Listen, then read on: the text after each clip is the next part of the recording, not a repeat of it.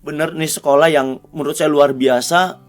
Berpikir bagaimana setelah dikuatkan di SD-nya, dilanjutkan di SMP-nya, diselamatkan di SMA-nya, kemudian diantarkan ke jenjang perguruan tinggi. Mudah-mudahan suatu saat nanti Nurul Fajri juga punya kampus ini. Amin. Amin. Iya, Masya Allah. Dan itu harus kita berpikir, nggak boleh ada dari mana, enggak. Saya yakin insya Allah ya, yayasan ini punya peluang yang besar, semangat yang besar, memberikan pelayanan terbaik ya bagi masyarakat khususnya di sekitar Kabupaten Bekasi.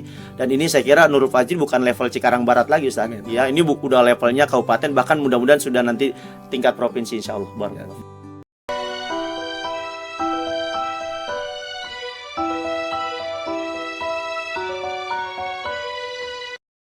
Bismillahirrahmanirrahim. Assalamualaikum warahmatullahi wabarakatuh.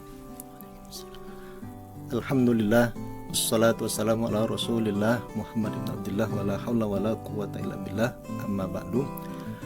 Bapak dan Ibu yang dirahmati oleh Allah Subhanahu wa taala, alhamdulillah, bersyukur kita kepada Allah. Mudah-mudahan kita selalu diberikan nikmat iman, nikmat sehat walafiat, sehingga bisa beraktivitas dengan baik. Salawat dan salam semoga tercurahkan selalu kepada junjungan kita Nabi besar Muhammad sallallahu alaihi wasallam. Alhamdulillah, pada pagi hari ini kami di Sekolah Islam Terpadu Nurul Fajri kedatangan tamu Bapak Ustadz Dadang Lesmana MPD selaku Ketua KPAD Kabupaten Bekasi, Komisioner Perlindungan Anak Daerah. Ahlan wa sahlan, selamat datang Pak Ustadz di Sekolah Islam Terpadu Nurul Fajri. Bapak dan Ibu yang dirahmati Allah Subhanahu wa taala, pagi hari ini kami akan ngobrol sedikit, berdiskusi, meminta pendapat dari beliau selaku Ketua KPAD berkaitan dengan permasalahan-permasalahan yang sering muncul di sekolah bagi peserta didik khususnya, kemudian seperti apa penanganannya, khususnya dari kami selaku pendidik, Bapak dan Ibu guru yang ada di SIT Nurul Fajri. Baik, yang pertama kita ingin mendengarkan dari Ustadz Dadang seperti apa atau permasalahan apa yang sering muncul biasanya di sekolah bagi peserta didik. Apakah misalnya pembulian atau mungkin bercanda, bermain yang berlebihan dan lain sebagainya. Nah, seperti apa biasanya permasalahan-permasalahan yang ada? Ya, baik. Bismillahirrahmanirrahim. Assalamualaikum warahmatullahi wabarakatuh. Waalaikumsalam. Alhamdulillah, salatu wassalamu ala rasulillah, la hawla wala quwwata illa billah, ma ba'du. Jazakallah khairan Ustaz Salahuddin. Masya Allah, ini sahabat sekaligus guru saya. Banyak belajar dari beliau. Semoga antum dan keluarga senantiasa diberikan keberkahan. Amin. Bapak Ibu yang rahmati Allah, bicara dunia pendidikan adalah berbicara bagaimana di dalam lembaga pendidikan itu ada banyak latar belakang. Dan kalau dibilang masalah, tentu pasti akan ada masalah. Nah, permasalahan yang muncul memang ini juga beragam, Ustaz. Berkaitan dengan jenjang pendidikan atau bahkan jurusan. Misalnya di jenjang SMA lah. SMA itu kan ada SMK, ada SMA negeri gitu. Ada SMA, ada SMK. Nah, SMA dan SMK ini juga permasalahannya beda-beda. SMK juga nanti dibagi lagi tuh. Ada yang SMK kalau jurusannya mesin semua, itu masalahnya beda-beda. Misalnya kalau yang kami sering temukan itu SMK yang jurusannya mesin otomotif itu kan banyak laki-laki. Maka ini permasalahannya biasanya berkutat di seputar tawuran, begal, geng motor dan sebagainya. Obat-obatan juga ada. Tapi kalau yang SMA ini biasanya karena di situ ada ikhwan akhwat, laki-laki perempuan bercampur di situ, biasanya permasalahannya permasalahan pacaran. Bahkan waliyadzubillah ya, kita berlindung kepada Allah, di beberapa kasus yang kami temukan bahkan sungguh miris, ada yang sampai melampaui batas, bahkan ada kasus yang sampai melahirkan di sekolah. Ini juga satu hal yang perlu kita antisipasi di awal. Kepada seluruh guru, kepala sekolah di setiap sekolah harus senantiasa mengantisipasi hal-hal ini terjadi. Kemudian ada juga kasus-kasus misalnya kalau SD itu karena masa tumbuh kembang lagi semangat-semangatnya, anak-anak itu suka lari-lari misalnya kan gitu ya. Jadi kalau SD itu masalahnya biasanya anak berkelahinya biasa pukul, tendang, terus jorogin. Anak-anak kadang-kadang tidak matang nih dalam bercandanya, berlebihan tuh masuk ngejorogin sampai luka dan sebagainya. Ini permasalahan yang sering muncul. Kemudian kalau di SMP, nah ini kadang-kadang kalau jenjang SMP itu masa peralihan dari SD menuju dewasa itu ya masalah-masalah tadi ketersinggungan. Kalau anak sekarang bilangnya baper ya. Kemudian bully ya, ngata-ngatain. Kalau sebetulnya bahasa bully ini bahasa baru yang kita dengar. Kalau dulu kita waktu kecil dibilangnya suka ngata-ngatain gitu ya. Jadi sekarang ini masalah banyak, dan sekarang ini diperparah dengan media sosial. Dulu kita kalau mau ngatain orang itu harus ketemu, Ustaz. Hari ini orang kalau mau ngatain, menghina itu nggak perlu ketemu. Dia cukup update status, dia nulis sesuatu di media sosial, dan itu serang menyerang di situ mulai terjadi. Bahkan banyak kasus yang salah paham. Nah ini dunia anak-anak nih sekarang. Jadi kalau sekarang kita sebagai orang-orang yang berada di lembaga pendidikan tidak mengantisipasi ini, ya dikhawatirkan ke depan akan banyak permasalahan yang muncul. Maka saya berharap bahwa setiap orang-orang yang terjun ke dunia pendidikan harus dibekali dengan ilmu. Karena ilmu itu kan mengajar di dunia pendidikan itu kan bagian daripada ibadah. Sebagaimana perkataan Umar bin Abdul Aziz, "Man abadallah bi ghairi ilmin kana ma yufsidu aktsaru mimma yuslih." Orang yang beribadah tanpa dibekali dengan ilmu, maka rusaknya lebih banyak daripada maslahatnya. Maka kalau guru, kepala sekolah, orang-orang yang berada di lingkungan sekolah tidak punya ilmu tentang itu, maka akan banyak rusaknya, Ustaz. Allah Ta'ala. Nah, selanjutnya itu kan tadi permasalahan-permasalahan yang muncul ya. Nah, masukan, saran seperti apa buat kita sebagai pendidik, sebagai guru untuk meminimalisir dari permasalahan-permasalahan yang muncul di setiap lembaga pendidikan atau di sekolah, seperti apa arahannya?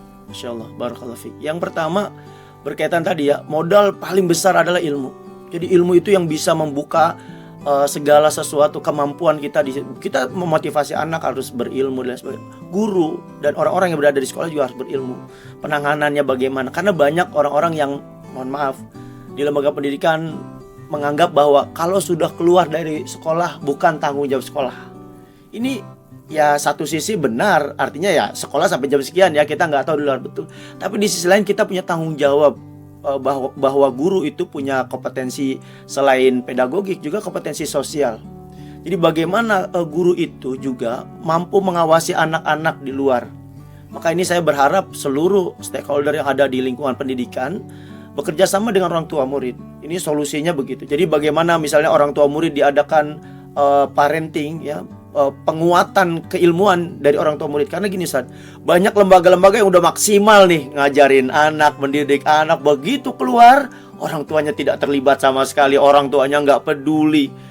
Kami tidak menyalahkan lembaga pendidikan, juga tidak menyalahkan orang tua, tapi bagaimana solusinya adalah antara orang tua dengan sekolah itu bersinergi. Nah, saya menyambut baik nih beberapa lembaga pendidikan mengadakan parenting. Kan apa parenting itu adalah menguatkan, meringankan beban sekolah. Karena sekolah itu kan udah lumayan capek nih dari pagi sampai sore di sekolah. Harapannya adalah setelah anak pulang itu dibantu dengan kegiatan di rumah yang positif, dan itu ada di tangan orang tua gitu, Ustaz. Baik, intinya harus ada kerjasama yang baik, kerjasama yang erat antara sekolah, guru, kemudian juga orang tua, rumah, lingkungan masyarakat di dalam kita memberikan pendampingan, di dalam kita memberikan nasihat, di dalam kita memberikan arahan kepada anak-anak kita, karena memang kita menginginkan anak-anak kita adalah menjadi generasi-generasi yang tumbuh, yang baik, berprestasi, dan menjadi generasi akhir ummah. Ya, baik, terima kasih Ustadz atas masukannya. Ini sangat baik, sangat berarti, sangat bermanfaat untuk kami yang berada di setiap harinya di lingkungan lembaga pendidikan. Selanjutnya kita ingin mendengarkan bagaimana arah konsep pendidikan, masukan dari Ustadz sendiri sebagai Ketua KPAD khususnya di Kabupaten Bekasi. Ya, barakallahu fiik. Ya alhamdulillah ya, kemarin belum lama kita mendapatkan kepala dinas pendidikan yang definitif. Ini alhamdulillah, karena memang kepala dinas definitif itu akan berpengaruh kepada seluruh kebijakan, arah kemana Kabupaten Bekasi ini akan dibawa, khususnya di dunia pendidikan. KPAD memang punya salah satu fungsinya adalah fungsi pengawasan, sejauh mana dinas-dinas terkait melakukan kebijakan yang berpihak kepada anak-anak. Visinya adalah menjadikan Kabupaten Bekasi Kabupaten layak anak. Tentu tidak bisa sendiri, semua harus bersinergi. Nah, khusus untuk Kabupaten Bekasi di bidang dinas pendidikan, saya berharap betul bahwa orang-orang yang berada di dinas pendidikan punya terobosan-terobosan yang besar. Jadi jangan sampai gini kalimat, saya ingin mengutip ini agak ekstrim Ustaz ya, dari perkataan Albert Einstein. Beliau mengatakan orang yang tidak waras itu adalah orang yang melakukan hal yang sama terus-menerus tapi berharap sesuatu yang lebih baik. Nah, saya tidak menginginkan nanti Kabupaten Bekasi itu programnya itu lagi, cuma ganti kemasan doang, ganti sampul saja, tapi kegiatannya itu lagi. Sementara harapannya mendapatkan hasil yang berbeda. Kata Albert Einstein, ini orang yang gak waras gitu. Artinya apa? Bahwa kalau kita ini ingin menjadi orang yang waras itu, kalau ingin hasilnya jauh lebih baik, ya harus ada terobosan. Saya mendukung banget kalau Kabupaten Bekasi dengan tagline-nya makin berani, ya mantapkan kinerja, melayani masyarakat, itu menunjukkan bahwa ya harus tadi punya keinginan yang serius, yang kuat untuk meningkatkan kualitas pendidikan. Dan ini sekali lagi Bapak Ibu, terutama yang di Dinas Pendidikan, di tangan Bapak Ibu lah tanda tangan itu akan merubah sistem yang ada di Kabupaten Bekasi. Terutama Ustadz, mohon izin penilik, pengawas sebagai ujung tombak kualitas layanan pendidikan itu kan ada di setiap kecamatan. Itu betul-betul harus bersinergi. Harapan saya bahwa tidak boleh ada lagi kalimat di satu kebijakan dari satu dinas, sekolah tidak mengetahui. Kebijakan dari satu pemerintah daerah, ada beberapa lembaga yang tidak dilibatkan, sehingga ini menjadikan tidak meratanya sistem pendidikan terutama di Kabupaten Bekasi. Jadi saya menunggu nih Kepala Dinas Pendidikan yang baru, semoga Allah berikan kemudahan, tetap semangat buat terobosan-terobosan baru. Dan kita punya PR besar Ustaz. Salah satu contoh misalnya kawasan industri. Sudahkah kawasan industri yang ada di Kabupaten Bekasi yang terbesar ini itu mampu mengakomodir orang-orang yang berada di dalamnya? Nah, ini juga jadi PR besar karena banyak sekali keluhan dari masyarakat, banyak yang justru dari Kabupaten Bekasi tidak terserap di dunia kerja misalnya. Ini PR buat kita semua. Intinya bagaimana semuanya harapan kita bisa berkolaborasi, bisa bersinergi, bekerja sama di dalam membangun dunia pendidikan menuju yang lebih baik ke depannya, khususnya untuk kita semua di Kabupaten Bekasi. Baik, terima kasih atas masukan sarannya Pak Ustadz. Bapak dan Ibu yang dirahmati Allah Subhanahu wa taala. Kemudian yang terakhir nih Pak Ustadz, ini kan udah sekian lama nih tidak berkunjung ke Sekolah Islam Terpadu Nur Fajri. Bagaimana melihat kondisi Nur Fajri, kemudian harapannya, masukannya setelah melihat kondisi Sekolah Islam Terpadu Nur Fajri sampai dengan saat ini, yang alhamdulillah jumlah siswa kami kurang lebih hampir sekitar 1.400 sampai dengan 1.500, dan Nur Fajri setiap tahunnya semakin berkembang.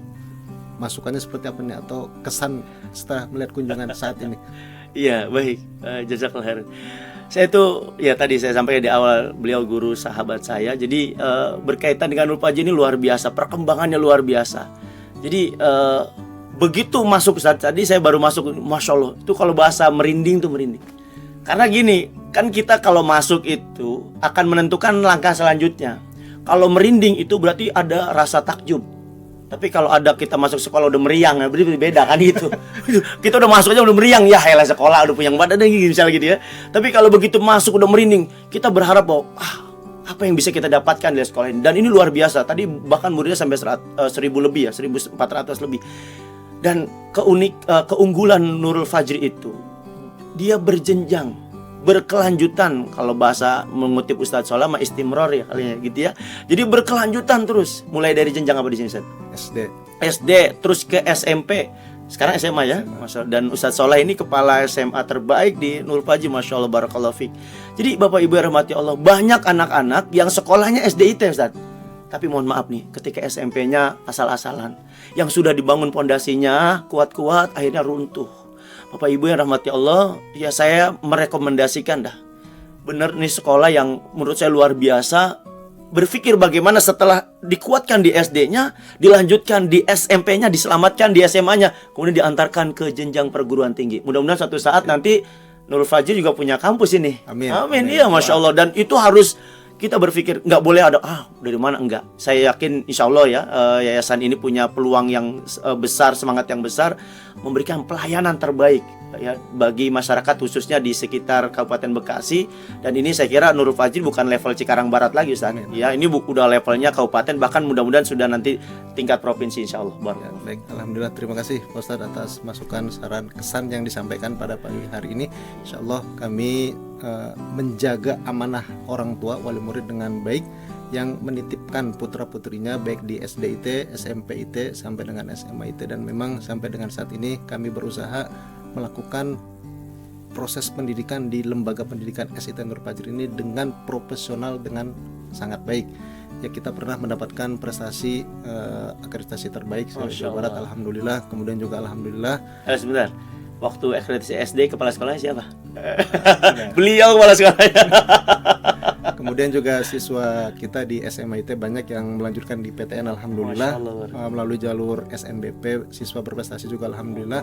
Ya, mudah-mudahan harapan kita Nurul Fajri semakin berkembang. Amin, ya Allah. Semakin diberikan kepercayaan oleh masyarakat yang ada di Cikarang Barat, Cibitung, Setu, Tambelang, Sukatani, dan yang berada di lingkungan terdekat di Sekolah Islam Terpadu Nurul Fajri.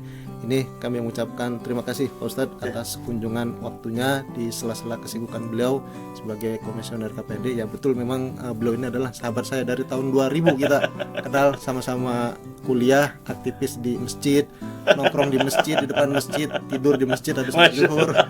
Sampai saat ini silaturahim masih tetap terjaga. Insya Allah mudah-mudahan berkah selalu, sehat. Salam untuk keluarga, sukses. Untuk visi, misi, cita-cita dan tujuan yang ingin dicapai oleh Ustadz dan keluarga. Sekali lagi kami ucapkan syukran jazilan. Mohon maaf apabila ada hal yang kurang berkenan. Bapak Ibu yang dirahmati Allah Subhanahu wa taala, mudah-mudahan apa yang disampaikan pada pagi hari ini bermanfaat untuk kita semua. Assalamualaikum warahmatullahi wabarakatuh. Waalaikumsalam.